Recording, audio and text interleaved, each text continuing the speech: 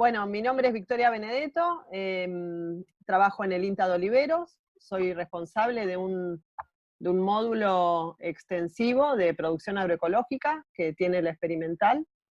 Y bueno, Oliveros queda en el sur de Santa Fe, es región pampeana, digamos, pero sur de Santa Fe, como la zona núcleo de producción, muy pegadito a Rosario. Les paso a ustedes la palabra. Bueno, Pedro, si querés seguir vos. Bueno, soy Pedro Bondía, soy docente de la Cátedra de Mecánica y Maquinaria Agrícola de la Universidad del Sur.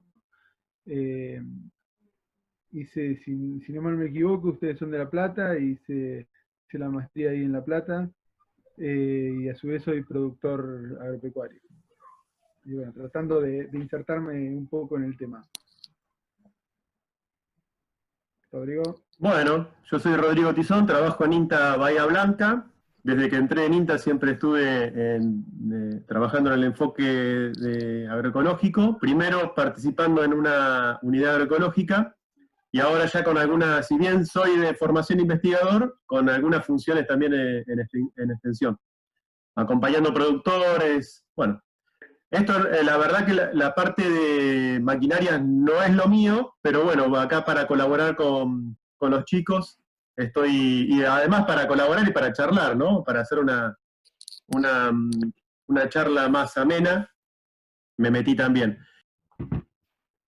Bueno, no sé si me quieren poner en el chat de este grupo que está acá, si ya hicieron la materia agroecología con Sarandón o todavía no la hicieron, para saber cuánto profundizar en agroecología y no repetir cosas que por ahí ya vieron.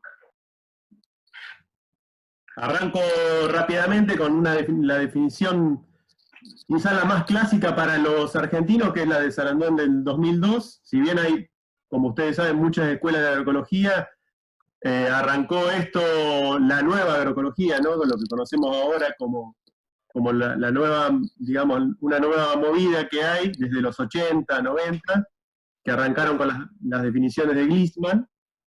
Después, bueno, vienen algunas definiciones de Altieri, que yo las salté ahora porque estimo que ustedes al estar en La Plata ya eso lo tienen conocido, y me quedo con la de Sarandón, que es en principio la más abarcativa de todas las que vine mencionando, porque bueno, ya incorpora en la definición el trabajo interdisciplinario, ¿no? Ahí incluso nombra algunas, y habla de la visión holística y sistémica para abordar el enfoque agroecológico.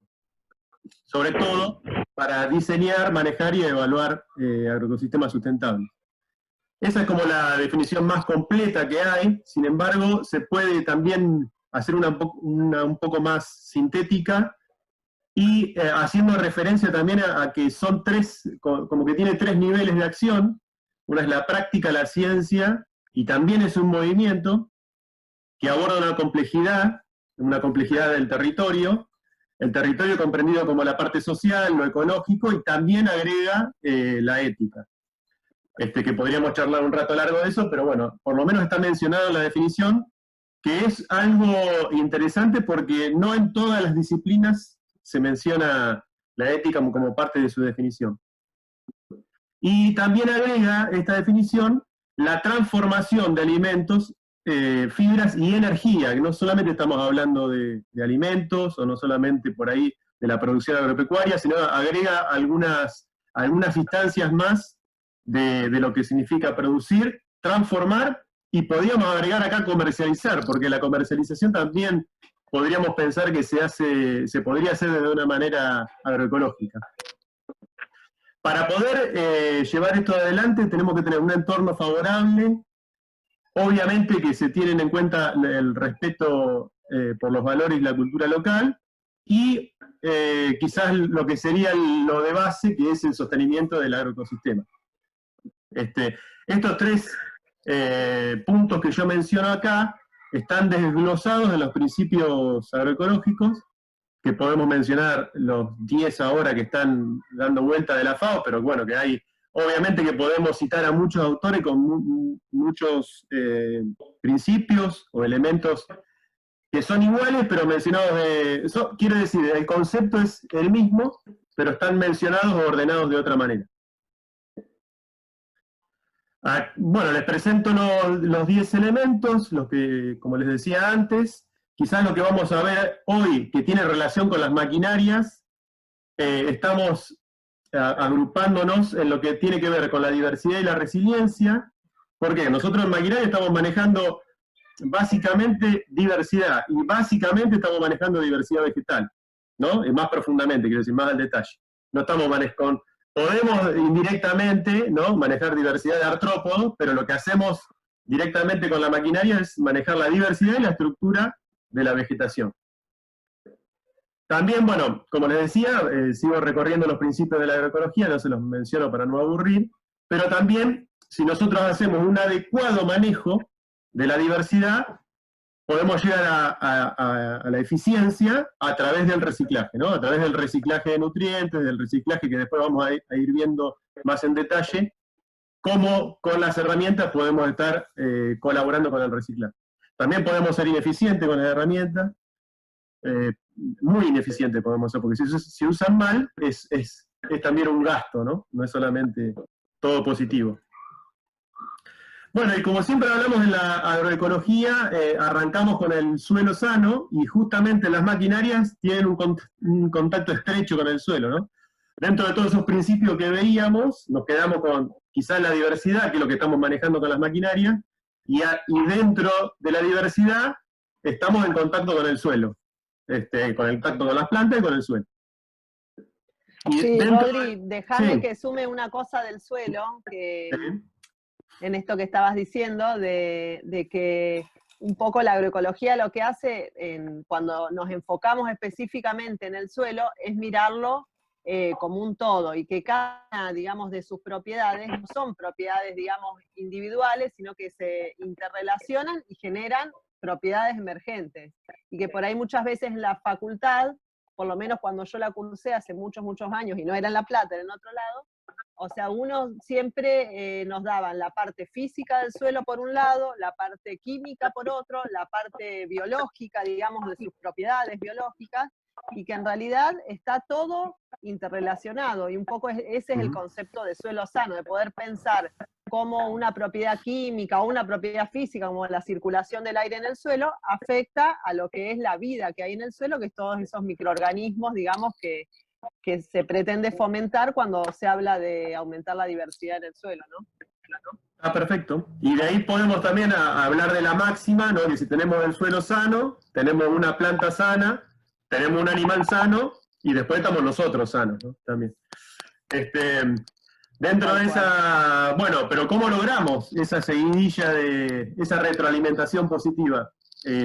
Obviamente hay que cambiar algunos usos de los que se están haciendo ahora, que es la utilización de agroquímicos, el laboreo, si bien hay obviamente con la siembra directa hay un mínimo laboreo, tenemos algunas de las estrategias que son los cultivos de cobertura y el manejo de las espontáneas, ¿no?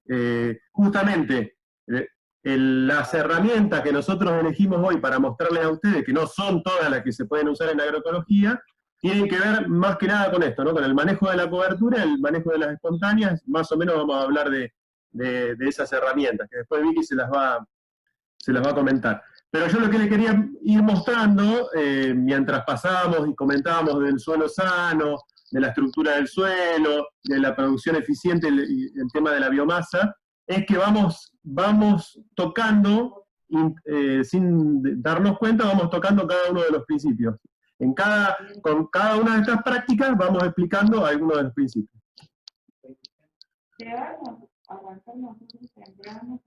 Y llegamos, bueno, como les decía antes, al de la eficiencia, que yo creo, lo puse como aparte para acordarme de decirlo, porque después por ahí Pedro nos puede explicar más, pero creo que es el tema de la eficiencia en relación al uso de maquinarias, es un tema a tener en cuenta, sobre todo cuando hacemos algún laboreo no adecuado, que podemos ir para atrás de la eficiencia, cuando quizás hacemos más laboreos de los necesarios, y gastamos más insumos, sobre todo combustible, cuando, esto es una charla de maquinaria, pero cuando muchas veces podemos reemplazar por algún otro proceso que no sea el uso de la mecanización, ¿no? Como puede llegar a ser la integración con animales.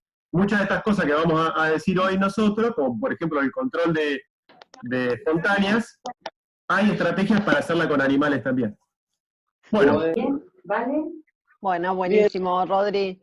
Acá un poco la idea, digamos, de esta charla en general, tanto de Rodri y con Pedro, lo que habíamos pensado es que, bueno, ir charlando, contando de las propias experiencias, que, bueno, que estamos como en dos puntos distintos. Ellos están en el sur de Buenos Aires y yo en el sur de Santa Fe, con las diferencias, digamos, que hay de condiciones en cada uno de los dos lados, y esas diferencias no son solo climáticas, sino del tipo de sistema de producción.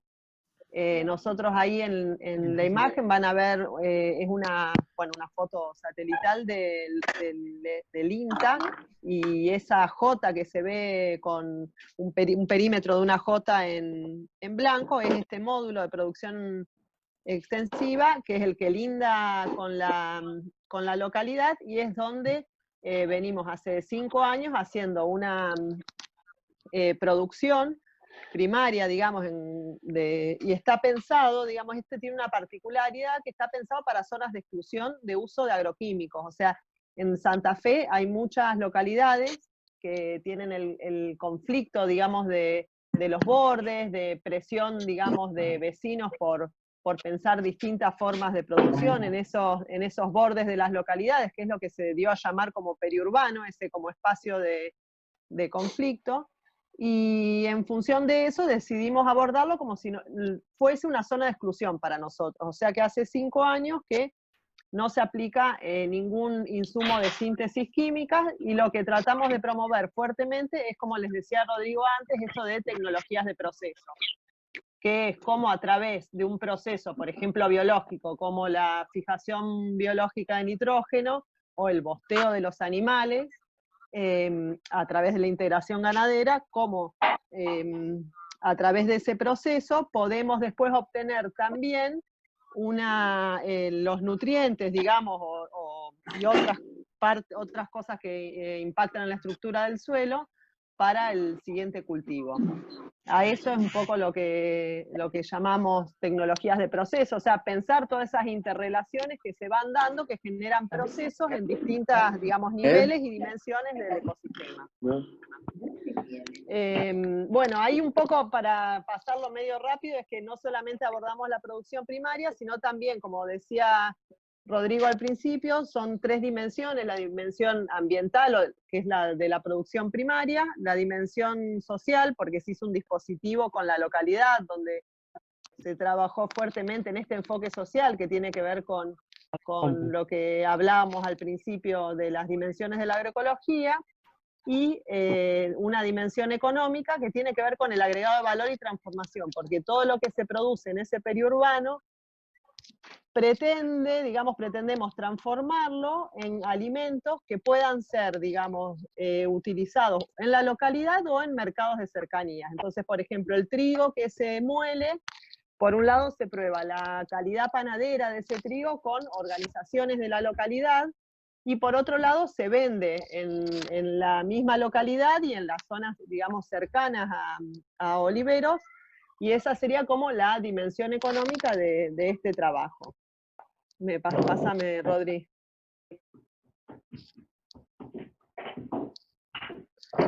Bueno, un poco para llevarlo así, esto es bastante práctico, en el sentido de que tiene que ver con cuáles son como los puntos claves de manejo, como decir, bueno, si todos estos principios que mencionó Rodrigo los podríamos poner en palabras en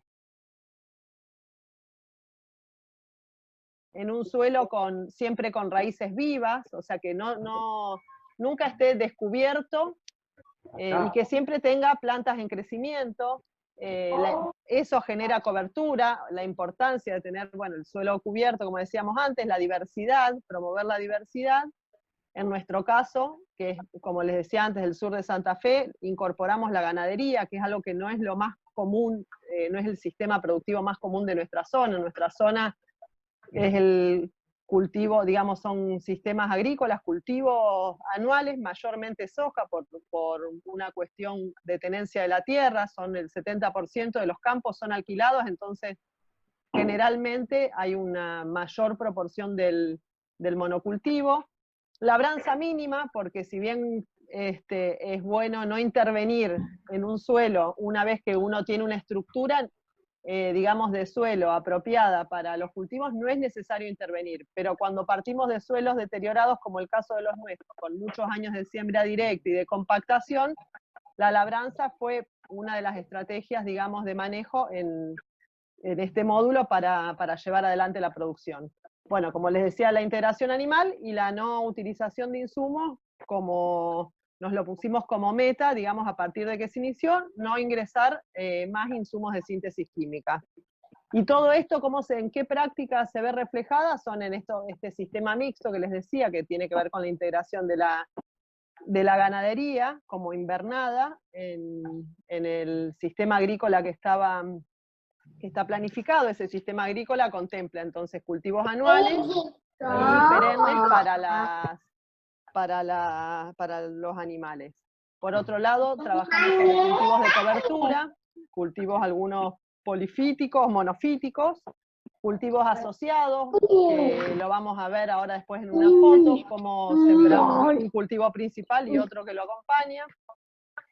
Trabajamos sobre la implantación de bordes y corredores, que eso por ahí a veces es bastante errático porque con animales a veces se hace difícil el manejo de los corredores.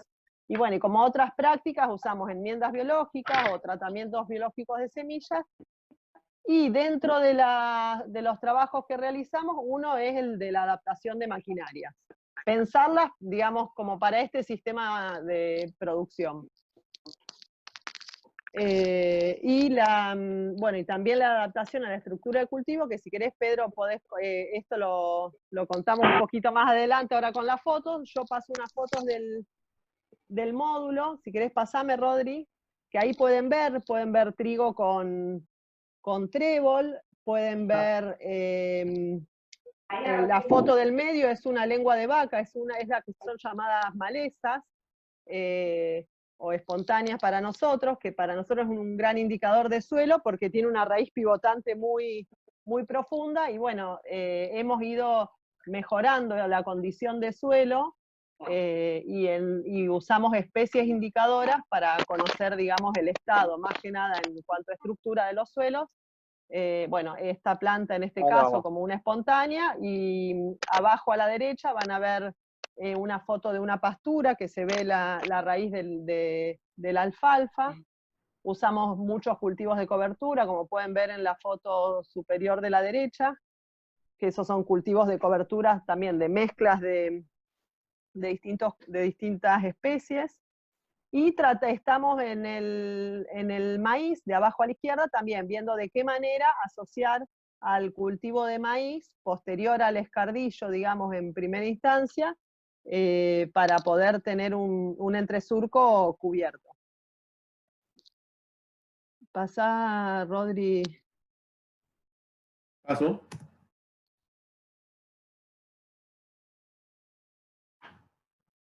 Aguantame que se me metió un cartel justo ahí. Ahí está. Bueno, en cuanto a la adaptación de maquinarias, estos son las maquinarias que vamos a ir mostrándoles. Tienen que ver con el rolado de cultivos, con el uso de sistemas con pie de pato para el control de las espontáneas, y la utilización de algunas maquinarias para la intersiembra. Ahí venía lo de Pedro, si querés contar esto de la adaptación de los cultivos. Un poco la realidad, siempre pensamos en cómo adaptar las máquinas y adaptarnos a la producción que tenemos, cuando realmente tenemos un sistema productivo que ya viene de hace años y entendemos. En este caso, a nosotros que estamos en el sur de la provincia, sistemas de producción donde son, digamos, nivel productivo bastante bajo, a veces nos encontramos que no tenemos máquinas diseñadas para estas zonas, digamos, para zonas semiáridas. Generalmente el país no tiene máquinas diseñadas y nos vamos encontrando que las máquinas están diseñadas en la zona núcleo para algunos cultivos específicos y nosotros terminamos máquina esa a los sistemas nuestros.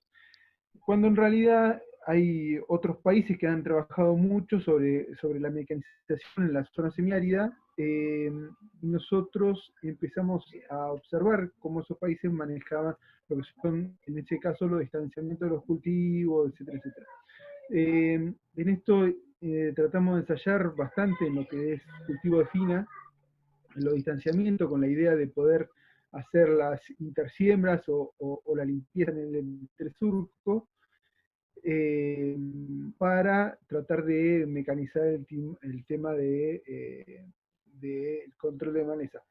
Ahora bien, hoy por hoy hay controles de maleza bastante mecanizados, con bastante tecnología, como el de Grafot, digamos, son empresas que ya están han diseñado muy bien en su sistema, pero si bien acá en la Argentina no está, el nivel de costo es extremadamente alto. Por eso la idea es tratar de ver cómo lo podemos adaptar en forma económica a nuestra zona.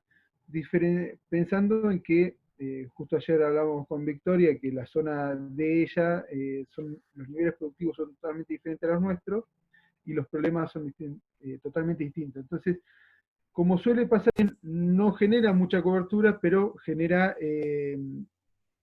tener plantas vivas durante el verano, que es un problema que solemos tener. Entonces, muchas veces lo que solemos hacer es sembrar maíces a 1,40, cuando hay mucha escasez de humedad, pensando más o menos en la estrategia que hacen los australianos en las épocas secas.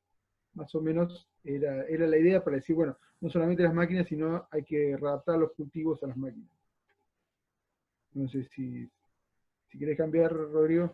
La idea, vieron que les contamos que íbamos a mostrarle básicamente 3 tipos de maquinarias. La primera es un rolo, que son, como lo ven ahí en la foto, es como un rulero, digamos, es una especie de rulero que lo que hace, digamos, el objetivo del rolo es, por un lado, acostar, digamos, el cultivo, y después tiene en todo lo largo del rolo unas planchuelas que suelen estar helicoidales o paralelas, en este caso en la foto de la izquierda. Bueno, los dos rolos que se ven en la foto están puestas de manera helicoidal, y son cuchillas que no tienen filo, digamos, tienen una sección rectangular y no cortan, sino que lo que hacen es aplastar. Y el efecto del aplastado es una combinación de la velocidad de la máquina y del peso que tienen estos tambores, o ruleros, como les digo yo, que me es más fácil de imaginármelos.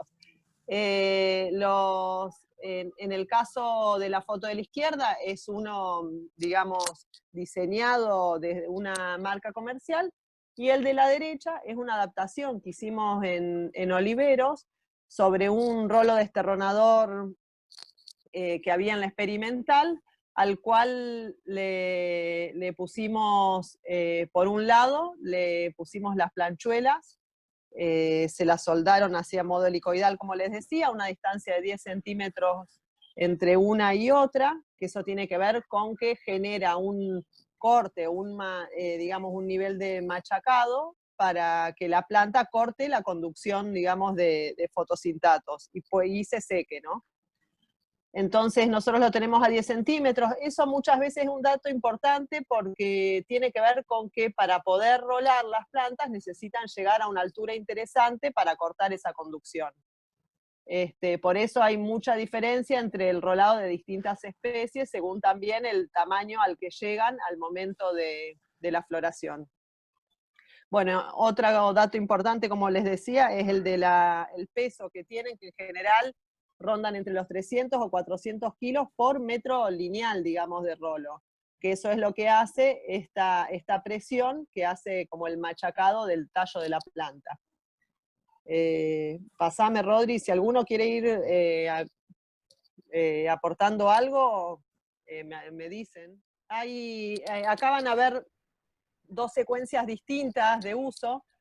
La foto de arriba, la secuencia se hizo sobre un cultivo de cobertura que se utilizó dentro de la estrategia de los policultivos. Se usó la colza, que es esta que se ven las florecidas amarillas, y que cuando planificamos digamos, las especies que íbamos a utilizar en el cultivo, incorporamos la colza como primera experiencia. Y bueno, en la combinación, esta primer foto es de agosto, y en agosto teníamos toda la colza florecida, con lo cual un cultivo que lo pensábamos como cobertura se nos podía llegar a instalar en el lote si ese volumen de semillas, digamos, luego germinaba en el suelo. Entonces, bueno, como estrategia, lo que hicimos fue rolarlo. Fíjense que en la tercera foto se ve el estado en el que estaban las gramíneas y las vicias, que todavía estaban en ese momento en que todavía no habían iniciado, digamos, no habían pasado al crecimiento, digamos, reproductiva, a la fase reproductiva. Entonces todavía el efecto del rolo no las afecta, o tiene una plasticidad de las plantas que no las afecta, digamos, el pasaje del implemento.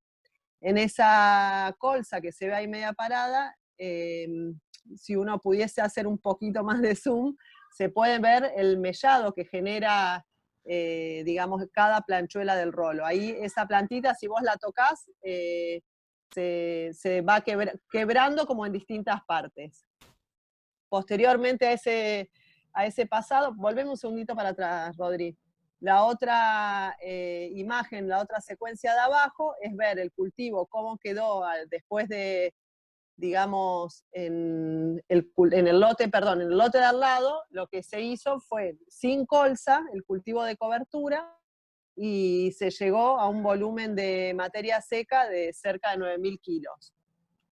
Que lo que tenía de, digamos, lo que ven ahí de interesante fue que al tener la mezcla de gramíneas con leguminosas, fíjense que la altura que alcanzó el cultivo de cobertura, después cuando quedó acostado y aplastado, digamos, por el rolo, la mezcla de especies genera un entramado que hace que se mejore la relación carbono-nitrógeno y demore más la descomposición. Que a veces cuando uno hace un cultivo de cobertura de una sola especie, que generalmente muchas veces se hacen de vicia solo, la descomposición es bastante rápida.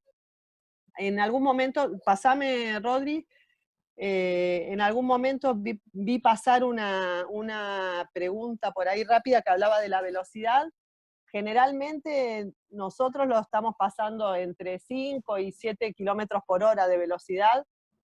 Es como les decía al principio, que la relación entre, digamos, el efecto que haga de aplastado también depende de la velocidad. Si uno pasa muy rápido, por ahí ese efecto no se cumple de la misma manera, y también tiene que ver el momento en que se hace, digamos, el pasaje del implemento, el momento en que se encuentra la planta.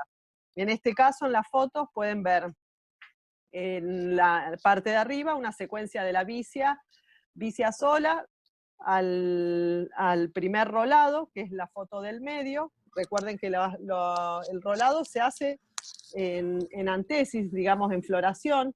En lo que es gramíneas es más fácil determinar la floración, porque ni bien empezamos a ver, digamos, los estambres, las espiguitas, es el momento oportuno para pasarlo, porque además tiene estirado el tallo principal, es más fácil en ese momento digamos, de que el rolado sea más efectivo.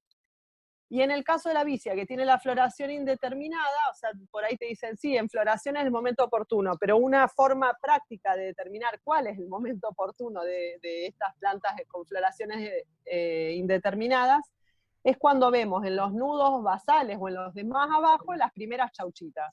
Es como que ese es el momento ideal para rolar. Otra cosa importante del rolado es que, digamos, cuando uno, es como que también muchas de estas cosas nosotros, bueno, como contábamos al principio, lo que hacemos es experimentar bastante en el propio, en este módulo, como les contaba. Y lo que es vicia sola queda, digamos, una vez que se seca, como se ve en la foto en la tercera foto de la primer fila, queda totalmente seca, que parece verdaderamente que se hubiese aplicado un agroquímico, pero al estar sola la vicia, muchas veces esa descomposición es muy rápida, y por eso nosotros lo que hicimos fue empezar a mezclar dentro de los cultivos de cobertura, hacer, digamos, asociaciones. Tener en cuenta de sembrar siempre una leguminosa, una gramínea, y estamos utilizando ahora crucíferas. Además de todos los otros aportes que hace, digamos, la combinación, que tienen que ver con el aporte de nitrógeno. Imagínense que una vicia, bueno, en ese caso esa vicia creo que eran cerca de 6.500 kilos. Si calculamos cuánto aporta eso en nitrógeno, son cerca entre el 25 y 30%, son cerca de 180 kilos de N. Imagínense en urea, si uno lo tuviese que poner, es bastante más, con lo cual, digamos, la estrategia del cultivo de cobertura es parte de las tecnologías de procesos de estas que hablábamos al principio a fomentar. Y el rolado permite esto, de mantener dejar esa cobertura sobre el suelo. Victoria, Abajo, sí. perdón, en un momento hicieron una pregunta por qué rolado y no el desmalezado. En realidad el desmalezado lo que hace es cortar la planta, pero no la mata, entonces especialmente la vicia, que tiene un cultivo indefinido, vuelve a crecer, y en el caso del centeno, capaz que hay algún macollo que agarra una dominancia apical y vuelve a crecer también. Entonces, lo que hace el rolado es lastimar la planta, acelerar el proceso de secado, y deshidratarla y matarla, básicamente, con la diferencia del desmalezado.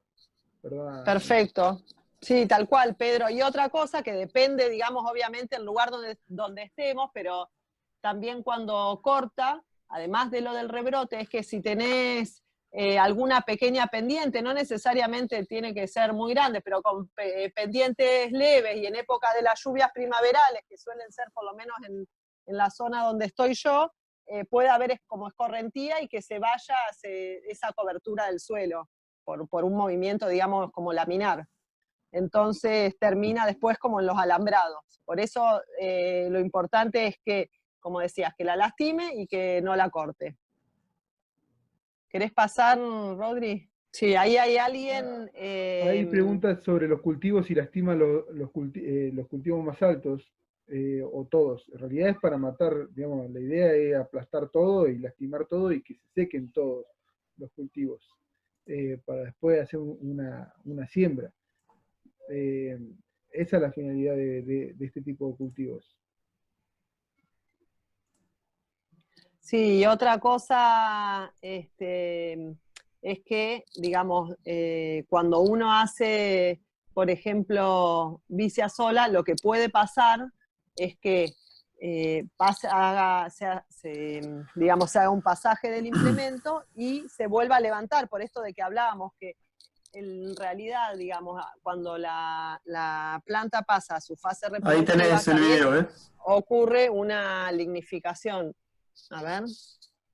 Una lignificación que hace que cuando uno pase el implemento se quiebre rápidamente, pero no siempre sucede en el caso de las floraciones indeterminadas que se dé esa lignificación. A ver, Rodri.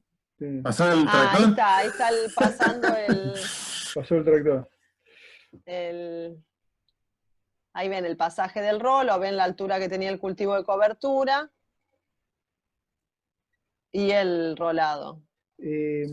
La vicia es bastante complicada, el tema de la floración, porque a veces en ciertos lugares con mucha humedad a veces tiende a florecer hasta fines de enero, entonces es muy complicado el tema de la vicia especialmente. Cuando hablaban de cómo encajar el tema de la floración, y en medida que encaja una vicia con respecto al centeno y que encaje bien la floración, y en realidad estás mintiendo, porque la bricia al ser indeterminado es muy complicado el tema de cómo ubicarlo. Depende mucho de cómo, de la humedad básicamente del suelo. Acá en el sur lo que nos pasa es que si lo hacemos con centeno, el centeno le chupa toda la humedad a la vicia y la vicia queda bastante flaquita, por decirlo. Entonces, por eso uno tiende o hay que ir a buscar más a la vicia más pura. Con la diferencia que nosotros tenemos baja temperatura y baja humedad en el verano, entonces la descomposición de la paja no es tan importante. Hay varios ensayos hechos en el INTA de Ascasubi de siembra de maíz sobre lo que es vicia y cuánto aguanta el tema de la cobertura. Y respecto al tiempo, me parece que es más cómo lo pueden ubicar cada uno en su zona, porque hay zonas donde la humedad les sobra, y tranquilamente lo pueden estar haciendo inmediatamente con la sembradora, como hay bastantes diseños ya hechos en otros lugares, que lo hacen en el mismo momento. Nosotros en ese caso no lo podremos hacer porque nos falta humedad, entonces necesitaríamos cortarlo antes, pero eso va a depender de cada zona. Bien, buenísimo, Pedro, el aporte. Sí, tal cual, en agroecología, digo, y no solamente para las cuestiones, digamos, de maquinaria, sino de todas las siembras, las planificaciones, todo esto que hablábamos al principio también de las otras dimensiones de abordaje, son situadas, locales, es muy, muy dependiente del entorno y del lugar donde estamos hablando. Los distintos, Dale. otro tipo de rolo, que estos ya no son para, digamos, aplastar cobertura, sino que tienen otra función que es la de corte o triturado. Por ejemplo, la primera es además les voy hablando también de las distintas formas de la mecanización, me voy a meter en el terreno de Pedro. Por ejemplo, el primero, el celeste, está enganchado en tándem, que quiere decir que es uno enganchado atrás del otro.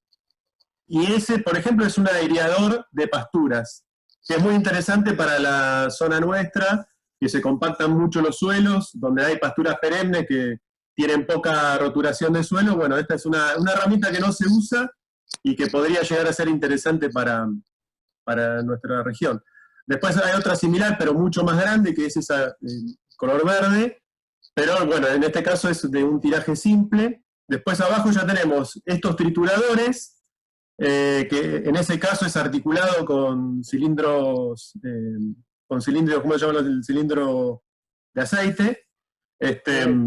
Hidráulico, el cilindro hidráulico, que tiene una tecnología superior a los otros dos anteriores. Y el que tenemos acá, el último de la foto, también, con otro tipo de planchuela, otro tipo de... O sea, lo que estoy mostrando acá son diferentes rolos, cada uno para algún tipo de función, en este caso, picador, aireador o renovador de pasturas. Perdona, Rodrigo, después, esto un poco vayan viendo que estas tecnologías no son nuevas, sino que tienen muchos años. Si ustedes se fijan, capaz dentro los americanos que han trabajado mucho y han traído, el INTA en su momento, en la década de los 80, ha traído, 70, 80, ha traído tecnologías de estas. Hay tipos de aireadores de pasturas muy similares a los que está mostrando Rodrigo, que se usaban antes. Estamos hablando que no es nada nuevo esto, y que tenemos que empezar a ver tanto la literatura, tenemos que empezar a ver la literatura de hace 40, 50 años atrás, tanto para la mecanización como para el manejo de cultivos, me parece. Porque hemos perdido el tema del manejo de cultivos, lo hemos llevado por cuestiones de síntesis química a un manejo tan simple que me parece que vamos a tener que empezar a buscar los libros de hace 40, 50 años atrás. Perdón, bueno, perfecto. Y en este caso tenemos dos modelos con sembradoras, con un cajón sembrador en el primer caso, el cajón sembrador clásico de la sembradora, que vos por ahí sabés el nombre técnico, Pedro, y en el otro caso es un cajón sembrador que en realidad es un cilindro cribado, que se carga obviamente de semilla y va dejando, o sea que se le puede agregar a esos rolos picadores, sea el tamaño que sea y la función que tenga. Puede ser un aireador, puede ser un picador, puede ser cortador incluso de especies leñosas, se le pueden agregar algunos de estos dispositivos para que vaya sembrando. Que la verdad que yo lo veo y digo, ¿por qué no lo estamos usando en nuestra zona? Nosotros somos más del sudoeste, como les contaba primero Vicky, en el sudeste bonaerense, donde hay muchísimas hectáreas de pajonales, que ya son pastizales degradados, y este podría ser una muy buena tecnología para incorporarla, y yo no he visto un solo rolo de este tipo en la zona. Digamos, no digo que sea la solución, pero podría llegar a ser una buena opción. Lo que voy a hacer ahora, les voy a compartir justamente un rolo haciendo ese trabajo en un pastizal. Por eso que acá estamos ya bordeando el tema de la agroecología con también manejo de pastizal. Y después, enganchadito ¿lo ven ahí? Enganchadito este picador, ¿lo ven o no? Sí, sí, perfecto. Bueno, ¿vieron cómo pasó el rolo y va picando todo? Es un pajonal, va picando todo el pajonal, incluso algunas leñosas, también las puede cortar. Ese es un procedimiento muy interesante para el rejuvenecimiento justamente de pastizales naturales, que hay otras estrategias, se puede hacer a diente, se puede hacer con fuego, pero bueno, en este caso, como estamos charlando de las máquinas, es una buena estrategia no vista en la zona que podría llegar a ser una buena alternativa tanto para cortar material viejo de la planta, como también para hacer esas pequeñas hendiduras que hace en el suelo que aportarían también algo de aireación al suelo. Pero inmediatamente a esta imagen viene un rolo específicamente de aireación del suelo, en este caso ya con algunas leñosas más, que tiene 2 rolos de aireadores, y en el medio va el cajón sembrador. Esto ya más para la zona más de ecotono con el caldenal que tenemos acá, pero que muchas veces ocurre un proceso de arbustización, y esta mecanización sería muy interesante, no solamente porque corta el arbusto, sino también porque hace ese efecto, como ustedes ven, de microcuencas que podría llegar a ser interesante para la retención de humedad también. No sé si se alcanzaron a ver los pequeños cortes que hacía en el suelo. Sí, se vio. Bueno, ahora voy otra vez al PowerPoint. Rodrigo, ahí preguntaron, me parece que se me pasaron algunos comentarios, pero sí. Preguntaron para rejuvenecer agropiros, en algunos, alguien comentó que son tecnologías interesantes. Totalmente. Esto, o a veces, sin invertir mucho, el tema de pasaje de un cincel mismo también con las púas de pastura, que era algo que se hacía hace 30 años atrás, es extremadamente interesante en el caso de los agropiros. La diferencia es que esto tiende a dejar un poco más parejo que en el caso del cincel, pero cada uno se tiene que adaptar, me parece, a lo que tienen y trabajar con eso. Como hay gente que han adaptado el arado de reja usándolo tipo pie de pato, si bien genera mucho más movimiento, pero es una forma barata de readaptarse al sistema, que me parece que está bueno que quede ese concepto, que cada uno tiene que hacer con lo que tiene. Está perfecto, Pedro. Bueno, y ahora para una pasadita rápida, para no dejar de lado la hélice, que también es una herramienta muy útil, sobre todo, ¿no?, en pasturas, para desmalezar pasturas, digamos, tiene una buena acción sobre los cardos, y sobre, bueno, cuando el animal elige mucho, lo dejamos elegir, que deja algún forraje más duro, con más lignina.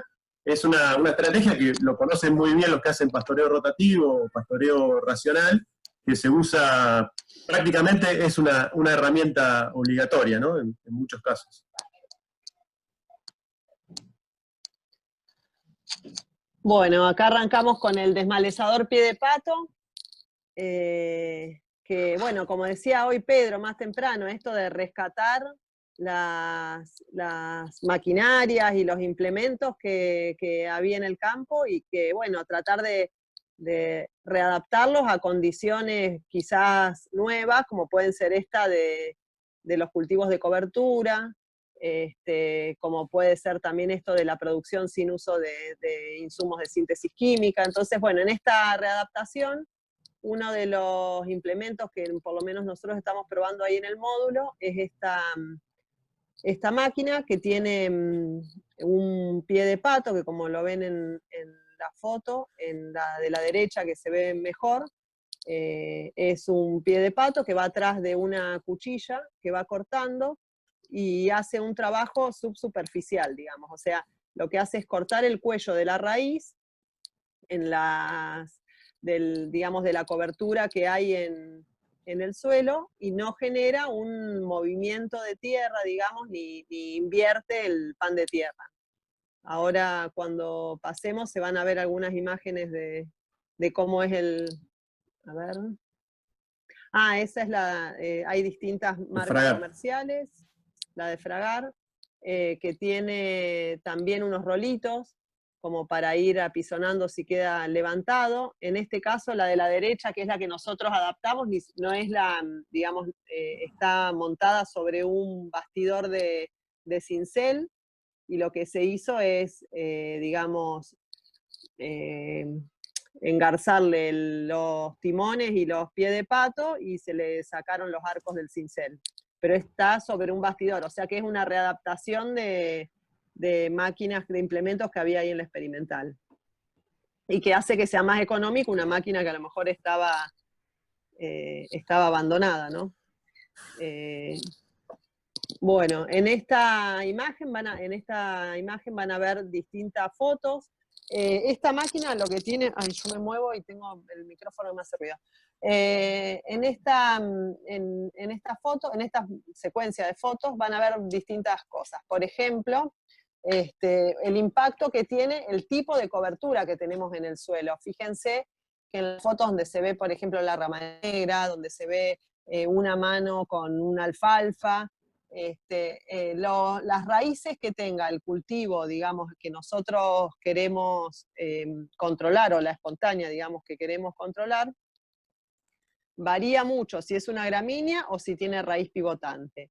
Esto tiene que ver con que cuando la máquina hace el corte, imagínense que cuando corta la raíz principal, el efecto se nota enseguida y se ve. Si ustedes ven la foto superior de la derecha, enseguida se ve, creo que es una rama negra, que se ve enseguida cómo empieza el proceso de secado de la planta. Eso es al momento de pasado.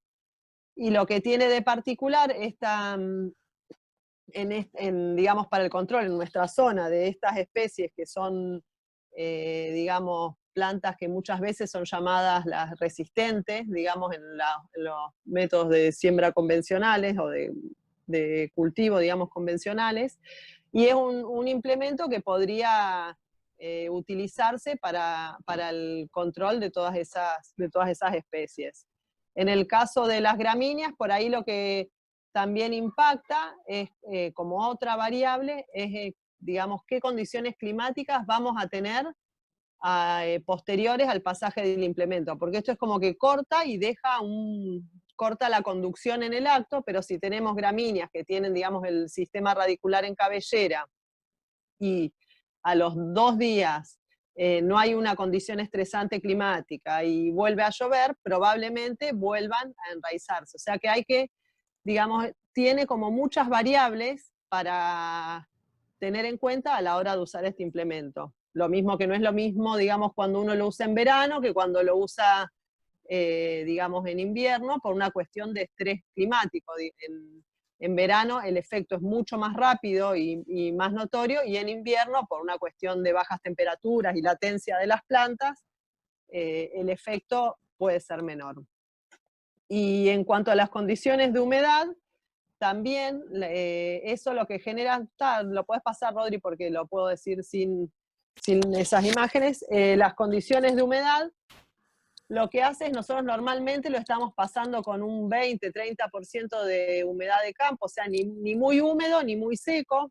A veces si lo pasamos muy húmedo, puede generar que ese espesor de suelo que mueve no alcance, digamos, a deshidratar a las plantas, especialmente cuando queremos controlar gramíneas, o por ejemplo, si está, digamos, muy seco, también le cuesta al implemento clavarse, o sea que tiene como muchos factores a tener en cuenta a la hora de pensar, digamos, el pasaje el uso de este implemento.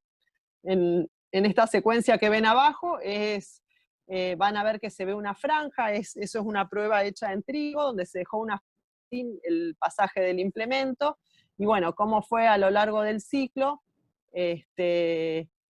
los dos, el lugar con el pasaje del sistema BES y sin el pasaje. En la franja donde nunca se pasó, el efecto de las espontáneas fue, digamos, totalmente supresor al cultivo. Y un poco lo interesante de esto es que a nosotros nos dio, como en la búsqueda de buscar implementos que no alteren tanto la estructura del suelo, a su vez nos dimos cuenta que no solamente, digamos, tenía un efecto sobre el control de maleza, sino que también sobre la oxigenación del suelo. Porque en todos, digamos, los lugares donde lo íbamos utilizando, el cultivo posterior tenía mejor desarrollo radicular, y esto tiene que ver con lo que yo les decía al principio, de que el suelo uno no lo mira solamente desde la estructura, desde digamos, los parámetros químicos, sino que esto generó, digamos, en nuestro caso, en nuestros suelos que vienen con 30 años de directa y, bueno, y de todo el paquete, digamos, de la Revolución Verde, generó un nivel de aireación en el suelo que nos dio a nosotros la pauta para poder, digamos, labrar más tranquilo, usar implementos de labranza más tranquilo, sin pensar que, bueno, que era una locura mover el suelo, que en nuestra zona generalmente se mueve el suelo solo por una cuestión de encharcamiento, o porque están en un borde, digamos, periurbano, pero si no, no se mueve. Y la verdad que esta máquina un poco esto de poder observar y seguir lo que te van marcando la misma, digamos, naturaleza, fuimos como viendo eso, cómo mejoraba el suelo con el solo pasaje de esto, además del control de las espontáneas o de las malezas que había en ese espacio. No me acuerdo si acá estaban los videitos de la máquina pasando. Sí, hay videitos, pero también te quería decir que Ahí está, sí. el pajonal que se ve a la derecha es una prueba justamente que hicimos con Pedro, de pasarlo en ese tipo de ecosistema que no está realmente diseñado, el pie de pato, para pasarlo en un pajonal, pero que, bueno, quisimos hacer una prueba, y la verdad que anduvo, si bien está diseñado para cultivos y básicamente para cortar raíces pivotantes, que no tienen estas gramíneas, básicamente hizo un buen trabajo, porque si ustedes pueden ver, de la mitad hacia la derecha hay mucho más densidad de pajas que hacia la izquierda, ¿no? No sé si ustedes logran ver ahí una línea donde se pasó, y se ve más verde que amarillo, que justamente es algo buscado. O sea, lo buscado no era que controle la totalidad de las pajas, sino que por lo menos baje la densidad. Y también, bueno, es otra función que le estuvimos buscando otra vez, buscándole la vuelta a distintas herramientas, ¿no? Para las situaciones que tenemos en el sudeste bonaerense, que es, ya como les decía antes, el 70%, por ejemplo, de toda la superficie de la zona semiárida bonaerense es pajonales. Entonces hay que tener también herramientas para abordar ese tipo de paisajes. Ahora, si logro... Sí, mientras tanto habla vos, Pedro, y yo voy buscando el pie. Alguno pregunta si el pie de pato es similar a la acción de un escardillo. Es similar, solamente que este sistema de pie de pato, que no son modernos, porque ya vienen con muchos años, son mucho más cojudos y pueden entrar en un suelo mucho más duro, o que esté en directa, o que sea más compactado.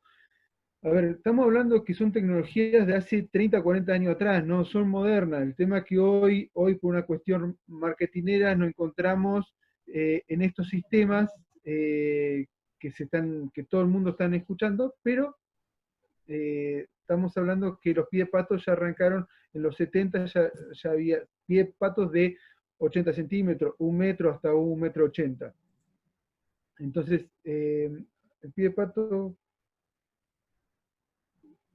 ¿Perdón? No, no deja, no, estaba leyendo el comentario. Acá dice si el pie de pato, cómo deja el suelo como un cincel. No, en general, el movimiento de estos pies de pato tiende a cortar, levantar la capa superficial como para tanto cortar la capilaridad como cortar las raíces y después los vuelve a dejar. La idea se trata de que no haya movimiento del suelo, sino que abra y vuelva a bajar. Cuando hay un buen enramado de raíces, eso sucede, se levanta y vuelve a bajar. Ahora, cuando no hay, digamos, cuando las raíces son más bien de pivotantes y no hay pocas gramíneas, el suelo se tiende a romper un poco más. Hay algunos diseños que hay pie de patos hasta de 1,80 m de ancho, que se están usando acá en el sudoeste, que tienden a ser que en su momento, estoy hablando de los 80, se empezaron a fabricar, empezaron a dejar de usar porque se trabajaba en convencional, y al trabajar en convencional y ser un trabajo muy superficial, las raíces no se cortaban, la planta se doblaba y no generaba su efecto. Hoy por hoy, con el tema del raigras resistente en la zona, se volvieron a resurgir esos pies de pato y se están pasando en directa, más o menos entre 4 o 5 centímetros, pie de pato, estamos hablando de 1,80 m de ancho. Pero bueno, hay muchos diseños y cada uno se adapta mejor a cada zona. Bueno, ahí lo que ven en esta diapositiva es una secuencia también de un maíz que se hizo para pastoreo, y bueno, posterior al pastoreo se pasó el sistema BES, que es este del que estamos hablando, del pie de pato, y fíjense que se puede ver, digamos, la profundidad que tuvo de pasaje del implemento, que son aproximadamente 5 centímetros, 6 centímetros, esos 2 dedos que se ven ahí que están marcando, y se ve, digamos, cómo enseguida se siente el estrés, digamos, en las plantas que tienen la raíz pivotante. En la imagen de la izquierda inferior se ve, bueno, también rama negra, escobadura, enseguida se ven deterioradas por el corte de la raíz principal.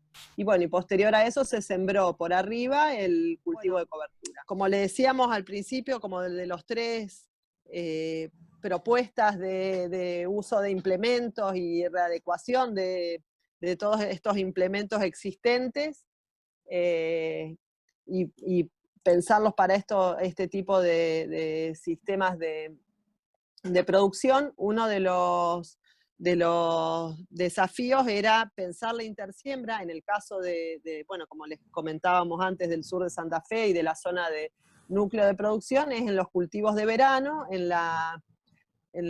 digamos, en lo que sería el entresurco, qué producciones, qué se podría pensar de sembrar que tengan un efecto similar al que sucede cuando sembramos trigo por ejemplo, con trébol, que es algo que lo podemos hacer con la misma sembradora, y bueno, pensándolo para los cultivos de gruesa, nosotros en maíz hicimos una experiencia de sembrarlo con vicia, y posterior digamos, al escardillado, se hizo una intersiembra con otras especies, con un implemento que bueno, que hicieron los chicos en la experimental, que si querés pasar, Rodri, que es una adaptación de una fertilizadora, que ahí lo pueden ver, que es, digamos, un bastidor con un cajón fertilizador que tiene, bueno, las mangueritas para que pueda caer la semilla, tiene un dosificador, y ahí en el entresurco lo que fuimos tirando, eso después de la última escardillada, se le hicieron 2 escardilladas, y se echaron una combinación de gramíneas, crucíferas y tréboles, con el objetivo de que cubran el entresurco. Esto es una práctica que es muy interesante a seguir explorando. Nosotros por ahí consideramos que si bien era el momento oportuno para pasarla por el tamaño digamos, de la planta de maíz, de no destruir, digamos, de no romper el maíz, pero por ahí es mucha sombra para lograr que digamos, aparezcan nuevas especies en el entresurco, ¿no? Ahí, bueno, Rodri está mostrando, logró poner las imágenes de la vez. Ya lo estás viendo, bueno. Sí. Fíjense, volvemos a la máquina anterior, recuerden el pie de pato, cómo queda cuando uno pasa ese pie de pato. El corte que hace, fíjense que es subsuperficial, es ahí nomás, a 5 centímetros. Corta como cuando cortan los panes de césped, digamos. Ahora van a ver la profundidad de trabajo. A ver. Ahí estamos levantando ese corte que hace para mostrar cómo queda el pan de tierra y bueno, y la profundidad de trabajo del implemento. Fíjense que el contenido de humedad. Esto ahora esto fue hecho de tarde y al otro día a la tarde vamos a ver ahora una filmación donde cómo queda, bueno, tuvimos la suerte que ese día hubo mucho viento, se deshidrató rápidamente todo el cultivo y van a ver cómo parece que está todo el cultivo ahí, pero está todo ya descalzado y seco, digamos. Y especialmente en ese lote había mucha escobadura, cultivos que bueno, que por ahí eran difíciles de controlar. ¿Querés ver algún otro? Y podrías poner la de la intersiembra, creo que era, no me acuerdo cuál me quedaba más dando vuelta. Sí, la intersiembra. Bueno, ahí está como iba sobre el maíz. Esto que yo les comentaba, que por ahí este momento quizás, ahora en las próximas diapositivas vamos a ver las sembradoras, estas nuevas que hay, que son como un aparato pulverizador, digamos, que lo que tienen es que al tener mayor despeje permiten digamos, sembrar en el maíz más tarde, ya que en esto, ahí en maíces más tempranos, como en el caso ese que le mostré la experiencia, la limitante es que por ahí las especies en el entresurco no llegan a adquirir fuerza para tener una buena implantación por el nivel de sombra. Estas otras sembradoras al voleo son, bueno, son como máquinas pulverizadoras, nada más que en vez de, por suerte y mejor, en vez de tirar productos de síntesis química, tiran semillas. Se hace, en este caso, son imágenes de campo de producción, de ahí del experimental. Están hechos en soja. Si se fijan en la foto de arriba a la derecha, se pueden ver las semillas de avena que cayeron. Esto, una vez que pasa este implemento, generalmente el momento oportuno es antes de que la soja, digamos, tire de las hojas, cuando están empezando a amarillar, incluso un poquito antes también, y lo que genera es dejar las semillas en el suelo y cuando caen las hojas las cubre. Y la verdad que, bueno, aumentando la densidad de siembra en un 30%, uno puede lograr implantaciones tempranas de cultivos de cobertura. Es una herramienta muy, muy útil para estos manejos. Acá en este caso lo ven hecho, se hizo sobre maíz, en el maíz cuando estaba cercano a cosecharse, con una sembradora digamos, también de un despeje más alto que la que vieron ahí en la foto. Y se sembró un cultivo de cobertura en febrero y ahora en estos momentos actual del año están, fíjense ahí se puede ver el rábano forrajero, el trigo, se usó trigos, avena y centeno para el cultivo de cobertura y todo eso se pudo pastorear, o sea, sobre un chalar de maíz ya tuvo un pastoreo y bueno, ahora está todo el rebrote de ese cultivo de cobertura que posteriormente va a servir, además con la integración animal, para el cultivo siguiente, para la fertilización. Bueno, ahí, Rodri, ya estaríamos terminando. No, bueno, ahí han hecho algunas preguntas como el tema del funcionamiento básicamente de la, de la altina. No deja de ser una conducción neumática. La almilla Ujú. tiene un dosificador único generalmente, como otras sembradoras de drill, solamente que en vez, piensen en una sembradora de drill, en vez de tirarlo a cada tren de siembra, lo tira en unos platitos que lo distribuye al voleo. Un poco era una de las preguntas que habían hecho. Decía qué se llama aereador. El aereador, con, a ver, la pregunta era eso. Rodrigo mostró unos rolos con planchuelas separadas, más cortitas las planchuelas, con la idea no de cortar el rastrojo, ni picar el rastrojo, sino de la función es clavarse un poco en el suelo y hacer un pequeño movimiento. Volvemos a lo mismo, esto es muy viejo, antiguamente había algunos aereadores que eran tipo púas de cincel, que se clavaban en el suelo y hacía tipo ollitas, hacía mucho más disturbio, pero bueno, tenían otra finalidad de generar rugosidad, generalmente para la zona arenosa donde se volaba mucho. A eso le llama aereador de pasturas. Generalmente acá preguntan si se atora después del cultivo, la siembra después del cultivo de cobertura, si se atora. Se suele sembrar siempre en el mismo sentido del rolo. Exactamente, sí. Generalmente, ¿qué Nosotros pasa? Sí, perdón. perdón, no, dale, Pedro. Generalmente tiene que haber una armonización entre el tamaño del rolo y la sembradora, o también el agregado de los rolos a la sembradora, digamos. Si bien es algo extremadamente moderno tratar de conjugar estas herramientas para hacer esto, y empiezan a generar este tipo de problemas, que a veces los rolos son de 6 metros y quieren sembrar con una sembradora de 10, y obviamente va a generar un problema de toradura, que muchos lo que hacen es tratar de rolar en redondo y sembrar en redondo, si bien es algo medio que ya no se piensa hoy en sembrar en redondo, pero bueno, en ciertas circunstancias se puede llegar a generar, a hacer. Perdón, Victoria, dale. Sí, no, yo lo que quería comentar es que nosotros con el rolo para, digamos, en general, difícilmente se atoren, porque como, bueno, por un lado es en la misma dirección, y además uno generalmente siembra sobre ya un cultivo que está, digamos, seco.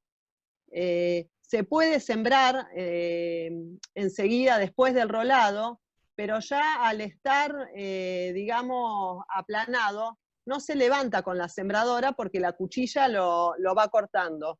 Sí nos ha pasado a nosotros que el sistema BES lo hemos utilizado para detener el crecimiento de cultivos de cobertura, y sí nos ha pasado que se nos ha atorado, más que nada por el entramado que se genera entre la vicia y las gramíneas, que se hace un tejido que muchas veces se engancha, que no se logra cortar bien, digamos, y se engancha. Pero con el rolo en la misma dirección no hay problemas para la siembra, digamos. Pueden llegar a tener algún problema en lo que es cuando vienen las rejitas atrás de la cuchilla, que a veces en la agrometal TX, en algunas se le pone como la rejita para fertilizar en profundidad. En esos casos puede llegar a tener algunos problemas que, bueno, obviamente, o hay que esperar que se descomponga, pero ese problema aparece con rolado, sin rolado, con herbicida, sin herbicida. Muchas veces está igual. Ahí alguien comenta si hay bibliografía de intersiembra de maíz con leguminosa de verano tipo Caupí, que en Norteamérica dice que particularmente hay. Yo no tengo experiencia con Caupí. En el norte de Santa Fe, en el INTA Reconquista, hay un módulo agroecológico también que está, digamos, trabajando dentro de una red de módulos que hay en INTA, de experimentación en manejos agroecológicos, y ellos probaron el Caupí. y no estoy segura, pero no era Caupí, sino que era no me sale el nombre, Canavalia, que lo probaron en el AMBA en Buenos Aires, también como cultivo de cobertura. Sí, las leguminosas de verano a veces hay que, digamos, en los manejos agroecológicos no siempre es fácil conseguir las semillas más apropiadas, las semillas más apropiadas, el poder contar con las maquinarias, como que esto es como el inicio de un cambio en una forma de producir, y bueno, tiene todas las limitantes propias de ser una forma en cierto punto, por lo menos en la zona nuestra, contrahegemónica a lo que está, digamos, instalado en la zona. A ver, ¿qué otra pregunta? Dice, ¿cuánto tiempo hay que esperar para sembrar después de emplear el sistema BES? Sí, nosotros lo hemos hecho al día siguiente, en el caso de cultivos de cobertura, lo hemos hecho para siembra de cultivos de cobertura, al día siguiente del pasaje del BES. En el caso del rolado, lo que hacemos es esperar unos días más a que se seque efectivamente, porque bueno, hay que controlar que en el caso, como hablábamos antes, ¿no? De la vicia, por ejemplo, que no se vuelva a levantar, y hay que efectivamente controlarlos por el tema también del consumo de agua, que si uno, digamos, no hace un buen rolado, la planta sigue consumiendo agua y está en una etapa donde si semilla es el mayor momento de absorción de agua. Así que en general nosotros dejamos pasar una semana entre el rolado y la siembra. Victoria, ahí pregunta respecto a lo del BES. Antiguamente, a ver, hace años, como productor nosotros sembrábamos con el pie de pato en el cincel y el cajón Sí. sembrador, digamos, y es algo, no deja de ser muy diferente al BES, solamente que genera un poquito más de movimiento. Y ahora, justamente, la otra vez hablábamos con Rodrigo, porque ya hay patentes le estoy hablando del 80 y pico,